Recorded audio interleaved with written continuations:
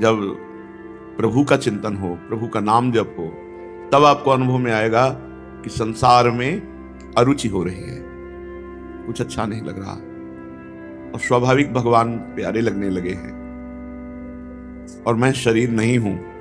ये तीनों बातें एक साथ भजन से जागृत होती हैं। अब रात दिन भगवत कृपा का बल लेकर कलयुग की ये जो आंधी चल रही है भोग विलासिता की, इसका त्याग करते हुए, इससे बचते हुए निरंतर भजन, तो फिर दिव्य धाम, दिव्य लीला, दिव्य धामी प्रिया प्रीतम, इनका प्रकाश हृदय में हो। श्रीपाद कह रहे हैं मूर्खता मत करो रे मूढ़, गूढ़ मखिलोपनिषद स्वगाढ़। समस्त उपनिषदों में जो गुप्त गाढ़ रस है वो है प्रेम। प्रेम का सागर है वृंदावन, बहुत प्रेम सागर जहां, और इसका आश्रय परम आश्रय है।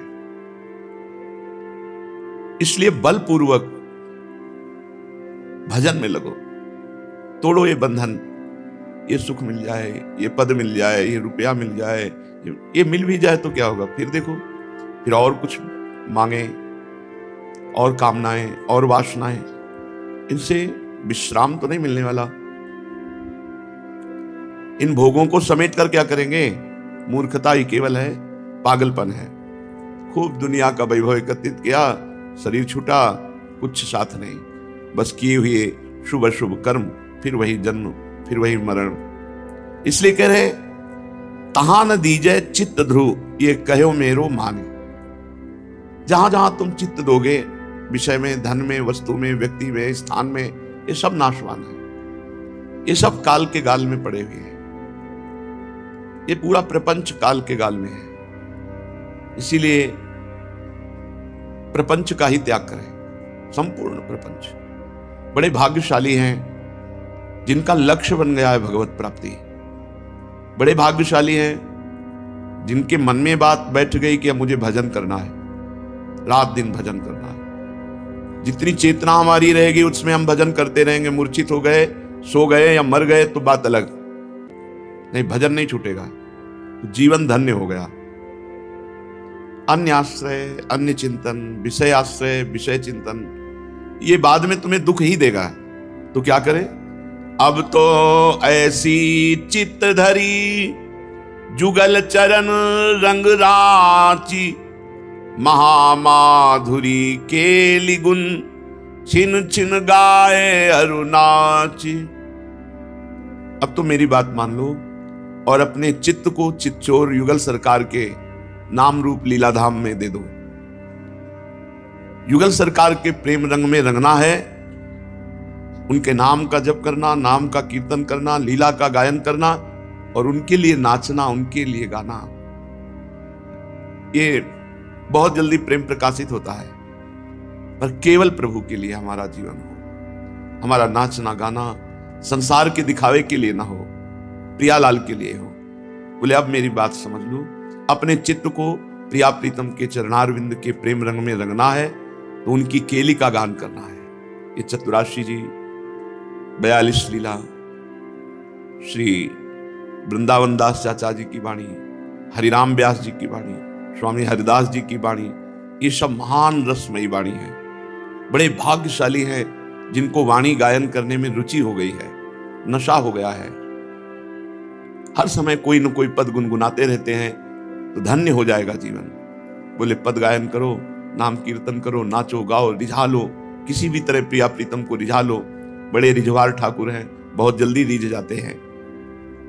सुनि ध्रुव ऐसी चाहिए, छाड़ी जगत की रीति, जुगल चरण कोमल सुरंग, तिनहि सो करी प्रीति। श्यामा श्याम के कोमल चरणारविंद जो महावर रचे हुए, अद्भुत लालिमा से तो वैसे ही युक्त है, ऊपर से महावर है, फिर मेहंदी की चित्रकारी है। ऐसे गौरवर्ण सांवल चरण, रच मेहंदी के रंग, तिन तरुवन तर लुठत रहे, रति कोटि अनंग। ये हमारे हृदय में हर समय स्फुरित होते रहे, हमारे जीवन का लक्ष्य बन जाए इनकी लीला गायन, नाम जप, नाम कीर्तन, तो इनके चरणारविंद हमारे हृदय में स्फुरित होने लगेंगे। पर छाड़ी जगत की रीति, अभी संसार की राग द्वेषात्मक वृत्तियां, प्रपंच कथा, मिलना जुलना, ये सब समय बर्बाद करना है। जितना श्वास श्वास खूब भजन हो रहा है तो जीवन सार्थक, और भजन नहीं तो सब व्यर्थ है, सब व्यर्थ है, सब व्यर्थ है। बड़े बड़े चक्रवर्ती सम्राटों के केवल इतिहास में नाम रह गए, कहीं कोई नहीं है। हम चाहते हैं कि हमारा नाम हो जाए, कीर्ति हो जाए, यश हो जाए, इतना बैंक बैलेंस हो जाए, इतना ये हो जाए, मर गए, कुछ काम नहीं आया। नाम जप, वही विवेकी है जो भजन में प्रीति करे, वही अज्ञानी है जो भजन छोड़कर और कार्य, भजन के साथ कार्य करो। भजन के बिना वो कार्य सामर्थ्यशाली नहीं कि तुम्हें मुक्ति प्रदान कर देगा। ये सामर्थ्य भजन में है। इसीलिए मामुनि स्मर युद्ध च, मेरा स्मरण करते हुए युद्ध करो, भगवान ऐसा बोले। युद्ध माने कर्तव्य, अपने कर्तव्य का पालन मेरा स्मरण करते हुए करो, पवित्र आचरण करते हुए, प्रिया प्रीतम का ही मनन करते हुए। तो यहाँ बहुत जल्दी भगवत तत्व स्फुरित हो जाता है, बहुत जल्दी भगवत प्रेम स्फुरित हो जाता है। इन्हीं नेत्रों से बहुत जल्दी प्रिया प्रीतम का साक्षात्कार हो जाता है। चलो चलते हैं जहां देव माता अदिति जी भगवान से विनय कर रही है और सामने चतुर्भुज भगवान श्रीहरि विराजमान है। विनय पूर्ण हुई। भगवान ने कहा, माता मैं जानता हूं कि आप किस उद्देश्य से पयोव्रत किया। आप यही चाहते हैं ना कि बलि से देवराज पद छीन करके आपके पुत्रों को दें, आपके पुत्र पुनः अमरावती में सुखपूर्वक वास करें। तो ऐसा किया नहीं जा सकता, क्योंकि बलि ने अपने गुरुदेव को संतुष्ट कर लिया है, और गुरुदेव जिसके ऊपर प्रसन्न है उसको पराक्रम के द्वारा परास्त नहीं किया जा सकता। मैं तुम्हारे पुत्र के रूप में अवतीर्ण हूं, और जाकर के भिक्षा मांग करके मैं संपत्ति दे सकता हूं, लेकिन पराक्रम के द्वारा नहीं। ये देखो गुरु आराधना का फल। भगवान कह रहे हैं पराक्रम के द्वारा बलि पर विजय प्राप्त नहीं की जा सकती। मैं तुम्हारा पुत्र बनूंगा और फिर भिक्षा मांगूंगा, भीख मांगूंगा जाके। त्रिभुवन के स्वामी भगवान देव माता अदिति से ऐसा कहा। परीक्षित, भगवान जब ऐसा कह रहे थे तो उस समय तो शंख चक्र गदा और पद्म कमल धारण किए हुए थे। देखते देखते भगवान वामन के रूप में प्रकट हो गए। भगवान का जो भी अवतार होता है सब दिव्य चिदानंदमय होता है, पार्थिव नहीं है। अद्भुत रूप भगवान का वामन रूप, वामन छोटा रूप। कश्यप जी के घर का अंधकार नष्ट हो गया, दिशाएं निर्मल हो गई, नदी और सरोवरों का जल स्वच्छ हो गया। सबके हृदय में एक आनंद की बाढ़ आ रही है। सब ऋतुएं एक साथ प्रकट हो गई। स्वर्गलोक, अंतरिक्ष, पृथ्वी, देवता, देश, गौ, पर्वत, सबके हृदय में आनंद का उल्लास है। भगवान वामन जिस समय प्रकट हुए उस समय चंद्रमा श्रवण नक्षत्र पर थे। भाद्रपद मास के शुक्ल पक्ष की श्रवण नक्षत्र वाली द्वादशी थी। अभिजीत मुहूर्त में भगवान का जन्म हुआ। सभी नक्षत्र तारे भगवान के जन्म को मंगल में सूचित कर रहे थे। जिस तिथि में भगवान का जन्म हुआ था उसे विजया द्वादशी कहते हैं। जन्म के समय सूर्य आकाश के मध्य भाग में स्थित थे।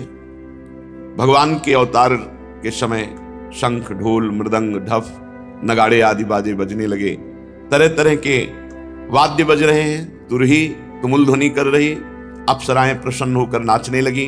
श्रेष्ठ गंधर्व गाने लगे। मुनि, देवता, मनु, पितर, अग्नि स्तुति करने लगे। सिद्ध, विद्याधर, किम पुरुष, किन्नर, चारण, यक्ष, राक्षस, पक्षी, मुख्य मुख्य नागगण और देवताओं के अनुचर ये नाचने गाने एवं भूरी भूरी प्रशंसा करने लगे।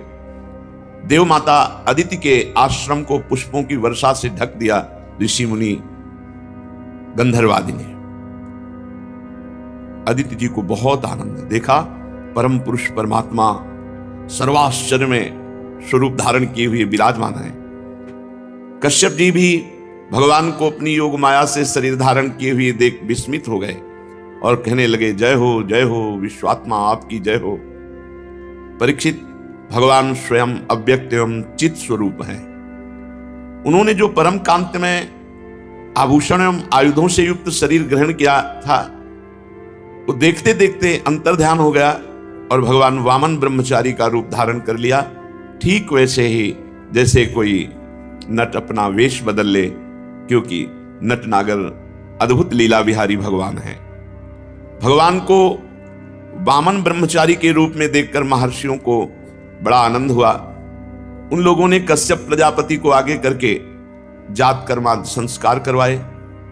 जब उनका उपनयन संस्कार होने लगा, तब स्वयं गायत्री देवी सविता ने उन्हें गायत्री का उपदेश किया।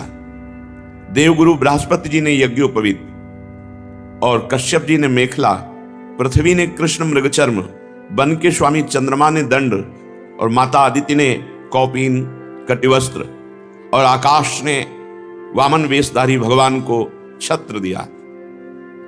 अविनाशी प्रभु को ब्रह्मा जी ने कमंडल दिया, सप्तऋषि ने कुश दिया, सरस्वती जी ने रुद्राक्ष की माला समर्पित की। इस रीति से वामन भगवान का प्रकट होना और तुरंत उपनयन संस्कार होना।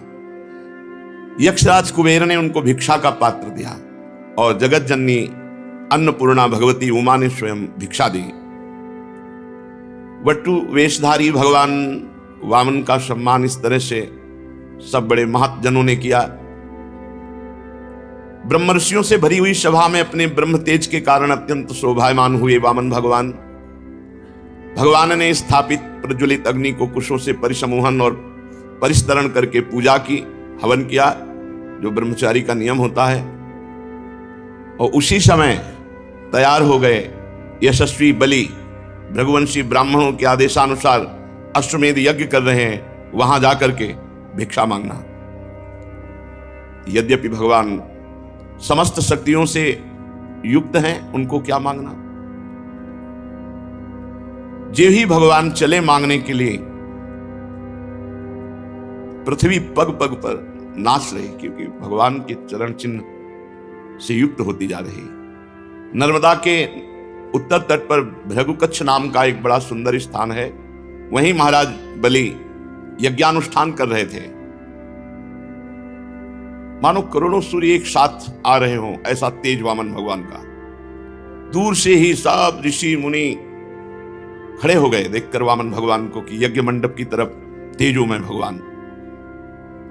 वामन भगवान के तेज से ऋत्विज यजमान सदस्य सब के सब निस्तेज हो गए और सब सोचने लगे कि कौन आ रहा है, इतना तेजस्वी कौन हो सकता है, या तो मूर्तिमान अग्नि और या सनत कुमार। कौन है? भृगु जी के पुत्र शुक्राचार्य अपने शिष्यों के साथ इसी प्रकार कल्पना कर रहे थे कि हाथ में छत्र दंड जल से भरा कमंडल लिए हुए वामन भगवान अश्वमेध यज्ञ के मंडप में प्रवेश किया। कमर में मूंज की मेखला है, गले में यज्ञोपवीत धारण किए हुए हैं, बगल में मृगचर्म है, सिर पर जटा और बौना स्वरूप ब्राह्मण के वेश में ब्रह्मचारी भगवान यज्ञ मंडप में प्रवेश किए। सब भृगुवंशी ब्राह्मण निस्तेज हो गए, निष्प्रभ हो गए। सब के सब अग्नियों के सहित खड़े होकर वामन भगवान का स्वागत सत्कार किया। भगवान के लघु रूप, वैसे ही अंग प्रत्यंग बड़े दर्शनीय, सब लुभायमान हो रहे हैं। बलि का हृदय तो नाच पड़ा कि हमारी यज्ञ पूर्ण हो गई। एक उत्तम आसन दिया और वामन भगवान से विनय की, विराजो। फिर बलि ने अभिनंदन किया, पात्र मंगाया, चरण पखारे भगवान के। आहा, पांव पखार कर चरणामृत पिया, माथे पे धारण किया। फिर वामन भगवान की पूजा की। प्रतिपल बलि के हृदय में एक अद्भुत आनंद, भगवान के चरण कमलों का जो चरणामृत पान किया तो वैसे ही निष्पाप हो चुके थे बलि, क्योंकि 100 अश्वमेध यज्ञ। जिस चरणामृत को स्वयं देवाधिदेव चंद्रमौली भगवान शंकर अत्यंत भक्ति भाव से अपने सिर पर धारण करते हैं, वही चरणामृत धर्म के मर्मज्ञ राजा बलि ने जब मस्तक पर धारण किया तो अनुभव में आ गया कि ये कोई साधारण नहीं है, ये या तो स्वयं भगवान है या इस छद्म भेष में कोई महापुरुष पधारे हुए हैं। बलि ने हाथ जोड़कर कहा, ब्राह्मण कुमार, स्वागतम ते नमस्तुभ्यम ब्रह्मन् किं करवाम ते ब्रह्मर्षीणाम तपः साक्षान् मन्ये त्वार्य वपुर्धरम् अद्य नः पितरस्तृप्ता अद्य नः पावितं कुलम् अद्य स्विष्टः क्रतुरयम् यद भवानागतो गृहान्। स्वागतम स्वागतम, स्वागत है आपका, स्वागत है, नमस्कार नमस्कार, आपको बार बार नमस्कार। आज्ञा कीजिए, मैं आपकी क्या सेवा करूं। आज मुझे ऐसा जान पड़ता है कि बड़े बड़े ब्रह्म ऋषियों की तपस्या ही स्वयं मूर्तिमान होकर वामन के रूप में मेरे सामने आई है। आज मैं धन्य हो गया, आप यहां पधारे, आज मेरे पितर तृप्त हो गए, आज मेरा कुल वंश पवित्र हो गया, आज मेरा यज्ञ सफल हो गया। हे वामन ब्राह्मण कुमार, पता नहीं आपके पांव पखारने से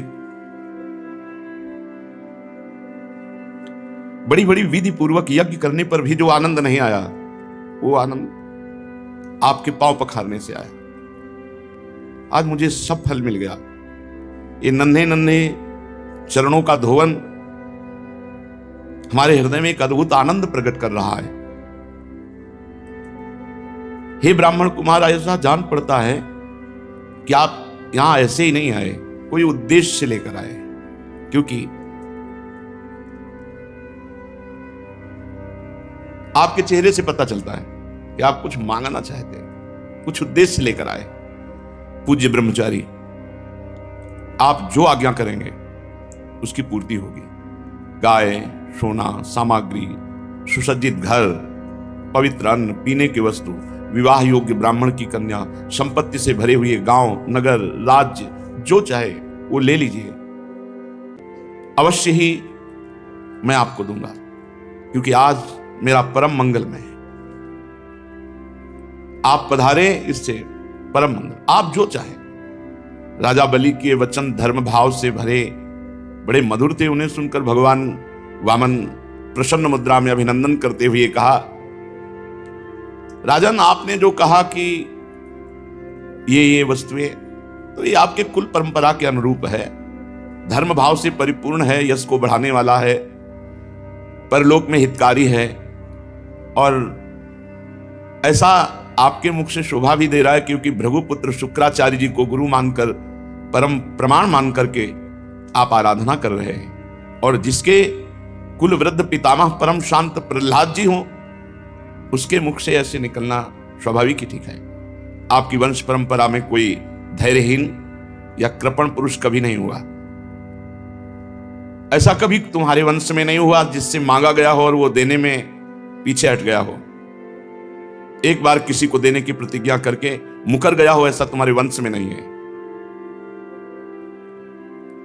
दान के अवसर पर याचकों की याचना सुनकर और युद्ध के अवसर पर शत्रु की ललकार सुनकर मुंह मोड़ लेने वाला कायर आपके वंश में कोई हुआ ही नहीं है। क्यों न हो, आपकी कुल परंपरा में प्रहलाद अपने निर्मल यश से वैसे शोभायमान है जैसे आकाश में चंद्रमा। आपको पता होगा महाराज, आपके कुल में ही हिरणाक्ष जैसा वीर का जन्म हुआ। वो वीर जब हाथ में गदा लेकर अकेला दिग्विजय के लिए निकला तो सारी पृथ्वी में उसका कोई जोड़ नहीं मिला। तब भगवान श्री हरि जल में से पृथ्वी का उद्धार करने गए थे, तो सामने देखा कि हिरणाक्ष गदा लिए हुए। विजय प्राप्त की पर हिरणाक्ष की शक्ति का आज भी हरि बार बार स्मरण करते हैं। विजय तो प्राप्त की हरि ने, पर बार बार हिरणाक्ष की शक्ति का स्मरण करते हैं कि कितना बलवान था। और महाराज आपके ही वंश में हिरण्यकश्यप हुए। जब हिरणाक्ष के वध का हिरण्यकश्यप को भारी क्रोध में आकर के वैकुंठ में आक्रमण कर दिया। सोचो, वैकुंठ में आक्रमण कर दिया। ये प्रणाली है, जब जैसे किसी के दूध मांगना हो ना, आपकी गाय तो सैकड़ों में एक है और आपका स्वभाव भी ऐसा है। ऐसा स्वभाव नहीं देखा गया जैसा, मतलब उसको इतना बढ़ा के, उसको इतना पुष्ट करके, आपके वंश में कोई ऐसा हुआ ही नहीं जो एक बार कह दे देंगे और फिर मुकर जाए।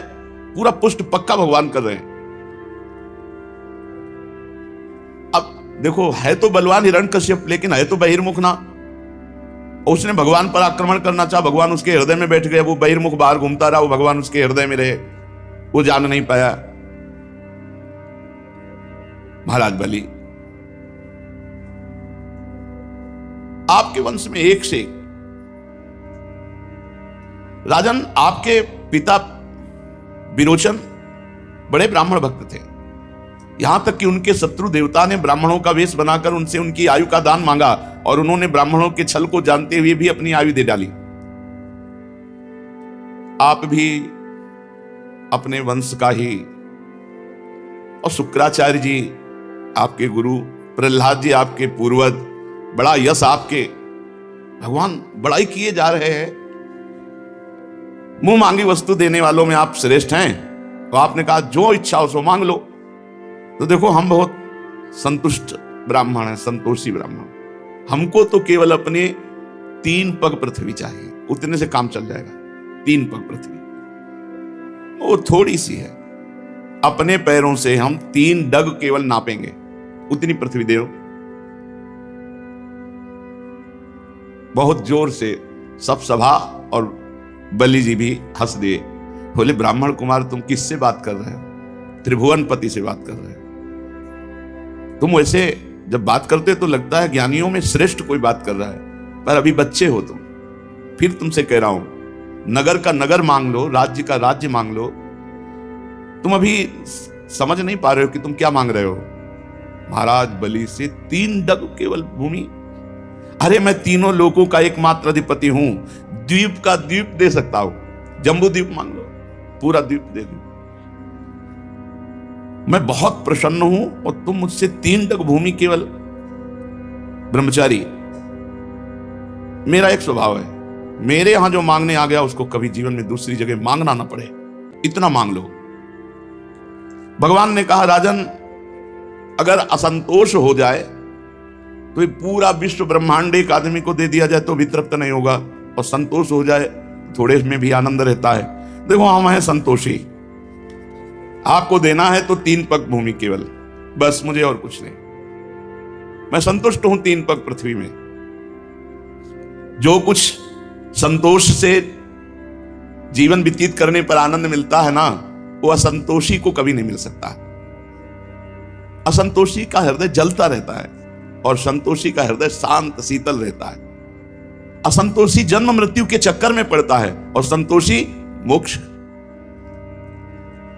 वैसे तो स्वयं प्राप्त वस्तु से जो संतुष्ट रहता है उसका भजन तेज कभी नष्ट नहीं होता और वो सहज में मोक्ष पदवी पर आरूढ़ होता है।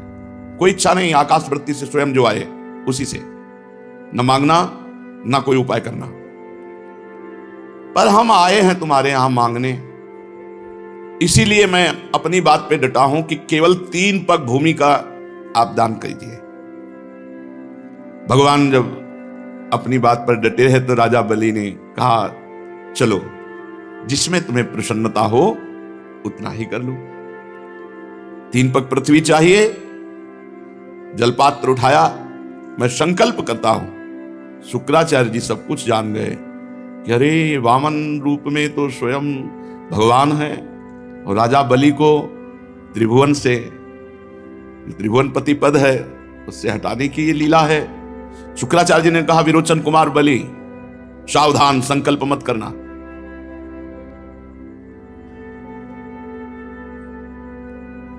ये स्वयं अविनाशी भगवान श्री हरि हैं। ये बड़े छलिया हैं, ये अपने शरणागत देवताओं का काम बनाने के लिए तुम्हारे सामने मीठी मीठी बातें कर रहे हैं। मैंने ध्यान के द्वारा देख लिया, अदिति देव माता ने आराधना की और उनके गर्भ से अवतीर्ण हुए हैं। महान अनर्थ हो जाएगा अगर 3 पग पृथ्वी का दान देने का संकल्प कर लिया, और ये आप पर ही नहीं संपूर्ण दैत्यों पर अन्याय होगा, और मैं बिल्कुल इसे ठीक नहीं मानता हूं। ये ब्रह्मचारी बनकर बैठे हुए, जानते हो तुम्हारा राज्य, ऐश्वर्य, लक्ष्मी, तेज, विश्व विख्यात कीर्ति सब कुछ एक क्षण में अपहरण करके इंद्र को दे देंगे। अरे ये विश्वात्मा है, तुम 3 पग भी नहीं पूरे कर पाओगे। मूर्ख, जब अपना सर्वस्व छिन जाएगा तो तेरे परिवार का, तेरे राज्य का कैसे जीवन निर्वाह होगा। अरे ये विश्व व्यापक है, इनको ऐसा मत देख कि ये छोटे से बामन भगवान बैठे हुए हैं। ये विश्व व्यापक विश्वात्मा है, इनका विशाल शरीर इसमें छुपा हुआ है। वो जैसे कितना बड़ा नहीं होता, नपना है, छोटा है वो, जब बड़ा हो कितना लंबा होता है। तो भगवान छोटे से रूप में, जब शुक्राचार्य, मैं जानता हूं इनको, मैं इनको जानता हूं, शुक्राचार्य जी के, मैं इनको जानता हूं। तुम 3रा पग पूरा नहीं कर सकते। जब पूरा ना कर पाओगे तब तुम्हारी दुर्दशा हो जाएगी। प्रतिज्ञा पूरी ना करने का तुम्हें पाप लगेगा और तुम नरक जाओगे। इसलिए तुम्हें संकल्प करना ही नहीं है, मेरी आज्ञा है। विद्वान पुरुष उस दान की प्रशंसा नहीं करते जिसके बाद जीवन निर्वाह के लिए कुछ बचे ही नहीं। जिसका जीवन निर्वाह ठीक ठीक चलता है वही संसार में दान, यज्ञ, तपस्या और परोपकार के कर्म कर सकता है। धन के 5 हिस्से लगाने चाहिए। एक हिस्सा धर्म के लिए, गुप्त, कोई जाने ही नहीं तो धर्म माना जाएगा। और एक हिस्सा यश के लिए, जो सब जाने कि हां इतना दान किया। और एक हिस्सा जिससे धन आ रहा है उस धन की अभिवृद्धि के लिए, बढ़ाने के लिए। और एक हिस्सा अपने परिवार के भोग के लिए। और एक हिस्सा आए हुए अतिथि, स्वजन, रिश्तेदार, नातेदार, पशु पक्षी, इनकी सेवा के लिए। जो अपने धन के 5 हिस्से करता है वो इस लोक और परलोक में दोनों जगह सुख पाता है। असुर शिरोमणे, यदि तुम्हें यह चिंता हो कि तुम्हारी प्रतिज्ञा टूट जाएगी तो मैं इस विषय में तुम्हें कुछ ऋग्वेद की श्रुतियों का आश्रय सुनाता हूं। श्रुति कहती है किसी को कुछ देने की बात स्वीकार कर लेना सत्य है, और नकार जाना अर्थात अस्वीकार कर देना असत्य है। पर यह शरीर एक वृक्ष है, सत्य इसका फल फूल है, और जब वृक्ष ही न रहे तो फल फूल क्या करेंगे। इसलिए नकार जाना, अपनी वस्तु दूसरे को न देना, दूसरे शब्दों में अपने लिए भोग के लिए संग्रह बचाए रखना, इस शरीर रूपी वृक्ष का मूल है। इसलिए इतना उचित है कि ना कर दो, नहीं दे पाएंगे। शुक्राचार्य जी अपने शिष्य को नीति का वर्णन, प्रीति का नहीं वर्णन कर रहे। हां मैं दूंगा, ये वाक्य ही धन को दूर कर हटाने वाला है, इसलिए कह दो नहीं दूंगा। याचकों को सब कुछ दे देना, स्वीकार कर लेना ही थोड़ी ठीक होता है। इसके विपरीत विचार पूर्वक कुछ थोड़ा लेने वाला हो तो दे दे, चलो भाई हमारा परिवार भी पालेगा, तुम्हारा भी काम चल जाएगा। लेकिन यहां बिल्कुल ठीक नहीं, यहां तो अस्वीकार ही करो, बिल्कुल नहीं देना, नहीं देना, 3 पग पृथ्वी भी नहीं देना। तुम्हें लग रहा हो कि झूठ बोल दिया, तो देखो यहां झूठ बोलने में पाप नहीं लगता। जब अपनी स्त्री को प्रसन्न करने के लिए, तो झूठ बोलने में कोई बात नहीं। शुक्राचार्य जी महाराज प्रमाण दे रहे हैं। और हास परिहास में बोला गया झूठ, किसी के प्राण बचाने में बोला गया झूठ, और किसी जीवन रक्षा, प्राण संकट, गौ ब्राह्मण, इनके हित में बोला गया, ये पापकारी नहीं होता है। अपनी स्त्री को प्रसन्न करने के लिए बोला गया, हास परिहास में बोला गया, और किसी की आजीविका जा रही है और आप झूठ बोल दो बच जाएगी तो आप झूठ बोल दो, वो सत्य का फल मिलेगा आपको। किसी के प्राण जा रहे हैं और आपके झूठ बोलने से बच जाते तो आप झूठ बोल दो, उसके प्राण बच जाएंगे। गौ ब्राह्मण के हितकर में अगर आप झूठ बोल देते हैं तो वो सत्य के समान होगा। किसी की निंदा होने जा रही है, उसका बेचारे का सर्व यश क्षीण हो जाएगा, झूठ बोल दो, बच जाएगा। ये स्थान बताए शुक्राचार्य जी ने और कहा तुम झूठ के लिए डरो मत, बोल दो मैं नहीं दे पाऊंगा 3 पग पृथ्वी। गुरुदेव बोल रहे हैं। राजा बलि ने कहा भगवान आपका कहना सत्य है, गृहस्थाश्रम में रहने वालों के लिए वही परम धर्म है जिससे उनकी आजीविका में बाधा न पड़े, परंतु गुरुदेव मैं प्रहलाद जी का पौत्र हूं। आहा, प्रहलाद जी का पौत्र हूं, अर्थात भगवान के भक्ति और भक्तों की श्रेणी में चरम अवस्था को प्राप्त महापुरुष, ऐसे महापुरुष का पौत्र होकर एक बार देने की बात कहकर मैं मुकर जाऊं, कभी नहीं हो सकता।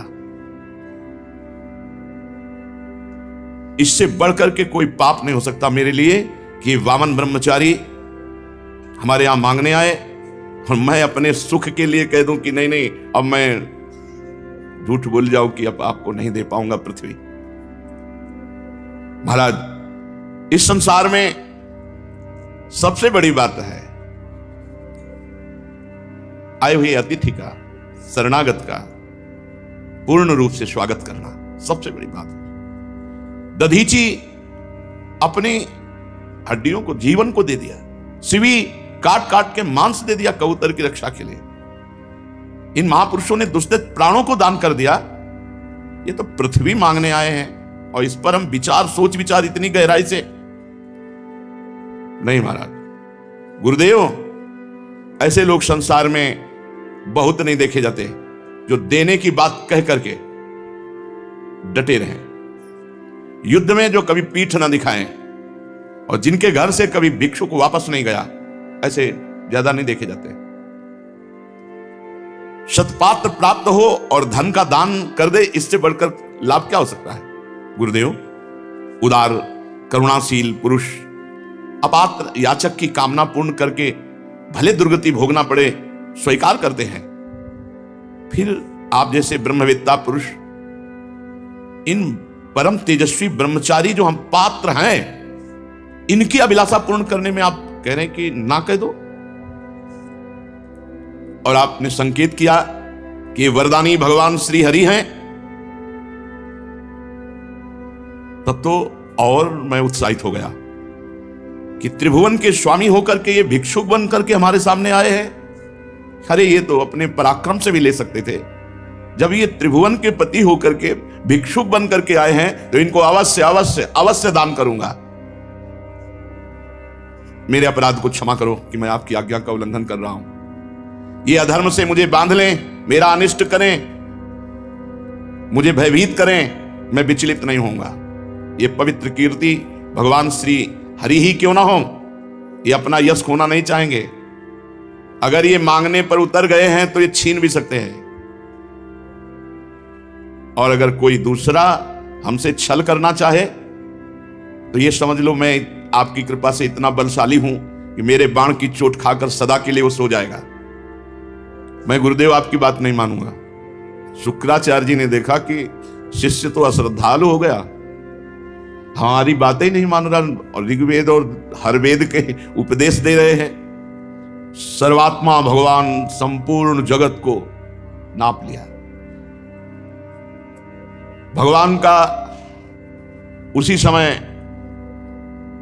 सुदर्शन चक्र गरजते हुए भयंकर टंकार करने वाला सारंग धनुष, पांचजन्य शंख, कौमोद की गदा, 100 चंद्राकार चिन्हों वाली ढाल, विद्याधर नाम की तलवार, अक्षय बाणों से भरे 2 तरकस, लोकपालों के सहित भगवान के सुनंद आदि पार्षदगण, ये सब उपस्थित हो गए। परीक्षित भगवान का चरण कमल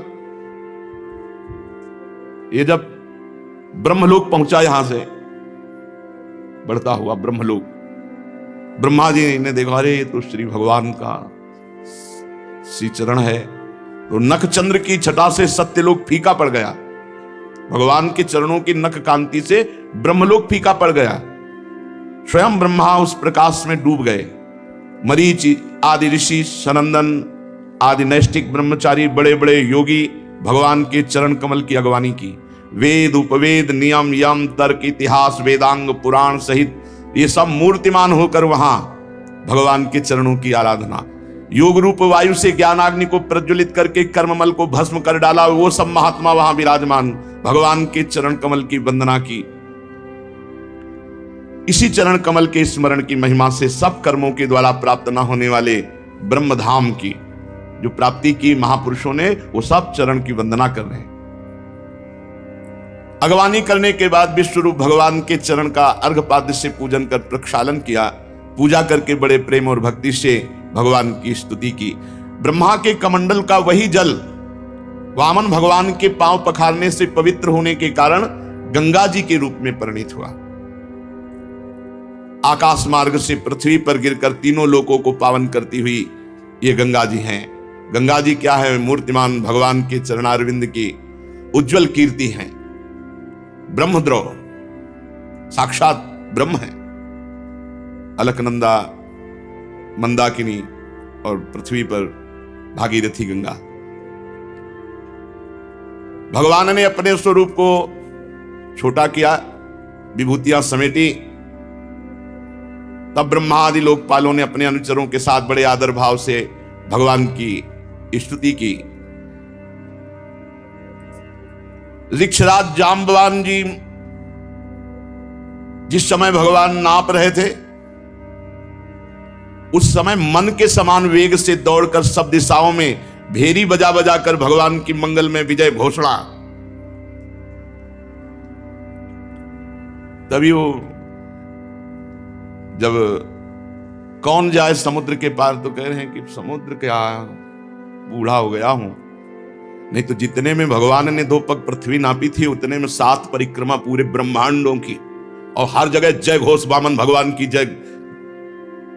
मन के वेग के समान, मन के वेग के समान।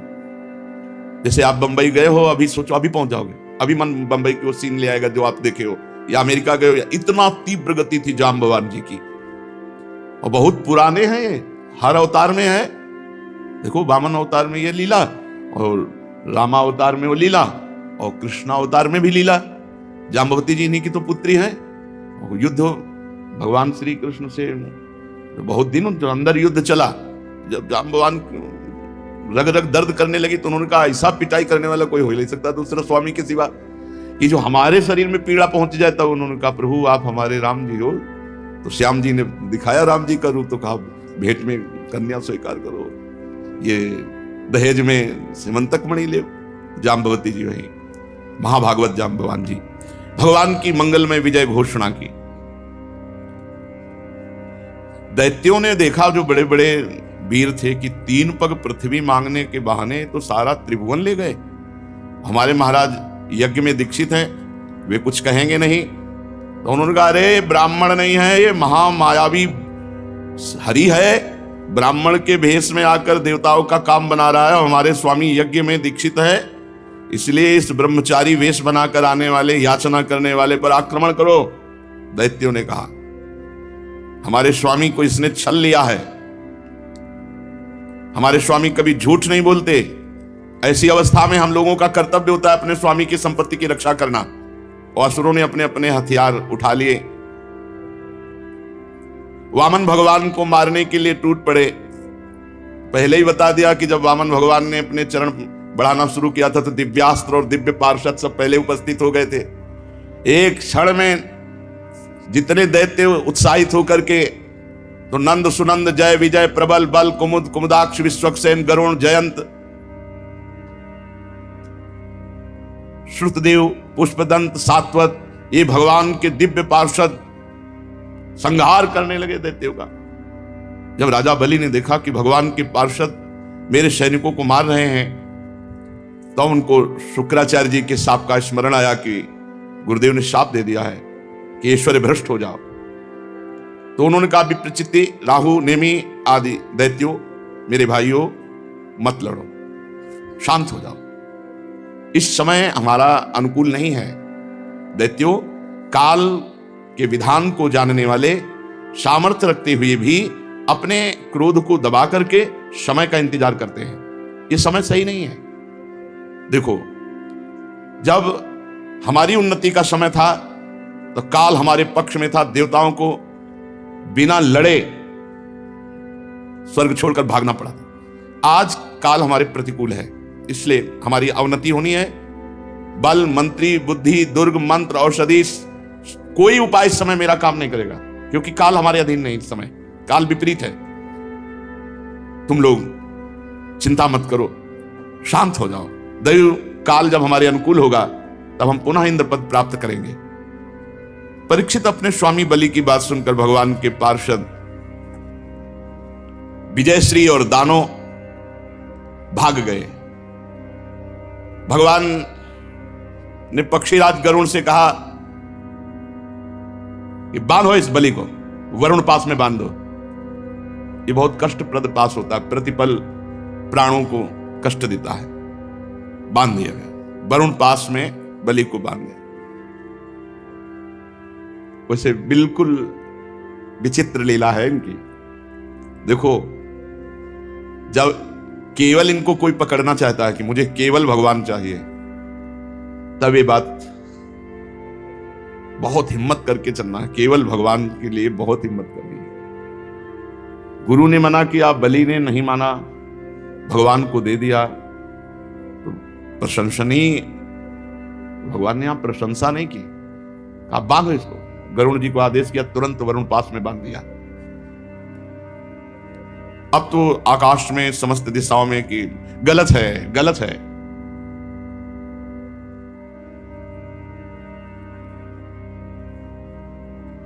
क्योंकि जिसने सर्वस्व अर्पित कर दिया, अब क्या है? अभी अहंकार देखना है कि देने का अहंकार है क्या? ये जगत गुरु हैं ऐसे। वरुण पास में बहुत कष्ट, सब संपत्ति छिन गई और लेने वाले कठोर व्यवहार दिखा रहे हैं। बांध दो, बांध दिया, जैसा विपक्ष में होता है। भगवान ने बलि से कहा, ए असुर, तुमने मुझसे कहा था कि 3 पग पृथ्वी, तो 2 पग में हमने समस्त ब्रह्मांडों को नाप लिया। बोल, अब तीसरा पग कहां से देगा? पूरा कर। जहां तक सूर्य की गर्मी पहुंचती, जहां तक नक्षत्र, चंद्रमा, किरणें, बादल बरसते, सब नप गया। तेरे देखते देखते मैंने पैर से भूलोक, आकाश, दिशाएं, स्वर्गलोक, महालोक, जनलोक, तपलोक, सत्यलोक सब नाप लिया। बोल, तीसरा पग अगर नहीं देगा तो तुझे नरक में डालूंगा।